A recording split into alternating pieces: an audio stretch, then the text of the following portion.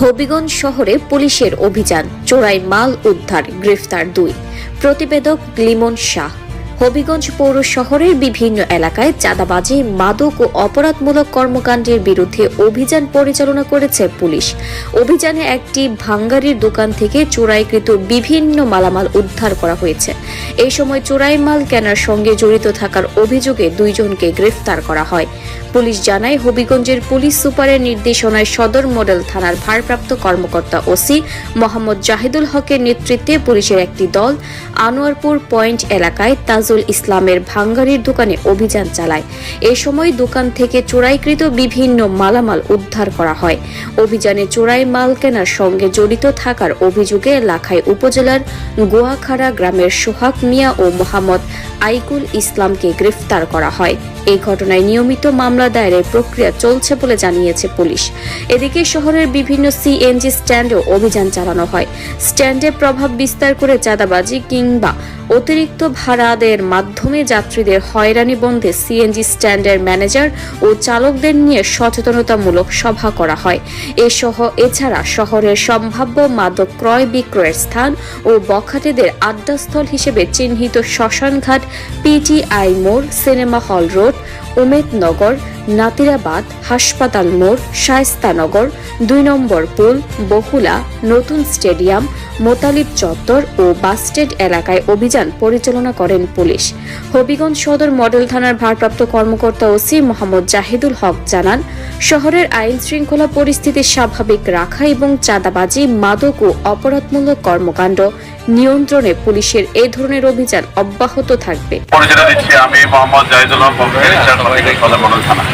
ঠিক আছে, আপনারা এই স্টেটে যারা আছেন, স্টেটে যারা সেক্রেটারি সবাই আছেন, বা যারা মালিক সমিতি বা যারা শ্রমিক ইউনিয়ন সবাই আছেন, আমার আসল উদ্দেশ্য হইল আমরা বিভিন্ন মাধ্যমে অনেক সময় সংবাদ পাই যে 3 দিন আগে চাঁদাবাজি হয়। এরকম কোনো ঘটনা আছে চাঁদাবাজি হবে না? হ্যাঁ, কেউ কোনো করে চাঁদা দেওয়ার জন্য, টাকা দেওয়ার জন্য, বা কোনো দলের নাম বিক্রি করে কেউ টাকা চায়, চাঁদা চায়? হ্যাঁ, আপনার না উঠলে বলেন না তো। আচ্ছা, এখন চাঁদাবাজি আছে?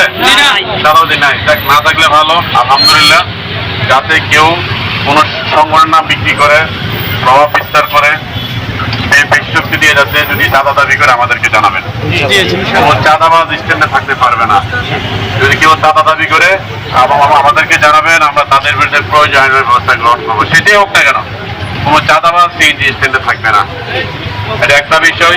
দ্বিতীয় বিষয়, আমরা অনেক সময় বিভিন্ন বিশেষ করে সন্ধ্যার পরে রাত্রেবেলা 8টা-10টা বাজতে অনেক সময় আমাদের যে গাড়ির ড্রাইভার আছে তাদের অনেক ডিমান্ড বেড়ে যায়, অতিরিক্ত ভাড়া চাই। এর মধ্যে সংবাদ আমাদের কাছে আছে, গোপনীয় সংবাদ। ঠিক আছে, অনেকে বলে, অনেক যাত্রীরা বলে, যাত্রীরা তাদেরকে আপনি হয়রানি করবেন না। আপনার যে সরকার কর্তৃক যে নির্ধারিত ভাড়া, এর অতিরিক্ত কোনো ভাড়া রাখার সুযোগ আছে? এর অতিরিক্ত কোনো ভাড়া রাখবেন না। এরকম যাতে কোনো সংবাদ আমরা না পাই। যদি সংবাদ পাই কেউ অতিরিক্ত ভাড়া রেখেছে, তাহলে তাদের বিরুদ্ধে ব্যবস্থা নেওয়া হবে, যাতে এমনটা আমরা দেখতে না চাই। আপনারা সত্যিকারভাবে আপনার ব্যবসা পরিচালনা করুন, আমরা আপনাদেরকে সহযোগিতা করবো। আর যদি অন্যায় কোনো কাজ করেন তাহলে আপনারা কিন্তু আইনে আনতে চলে আসবেন। আমার কথা কি বুঝতে পেরেছেন? যেন আপনার স্ট্যান্ডার্ড যারা সভাপতি, সেক্রেটারি, আপনারা সবাই আছেন। ঠিক আছে, আমরা চাই আপনার সুন্দরভাবে ব্যবসা করেন, আমরা আপনাদেরকে সহযোগিতা করবো। ঠিক আছে, কোনো চাঁদাবাজ থাকবে না।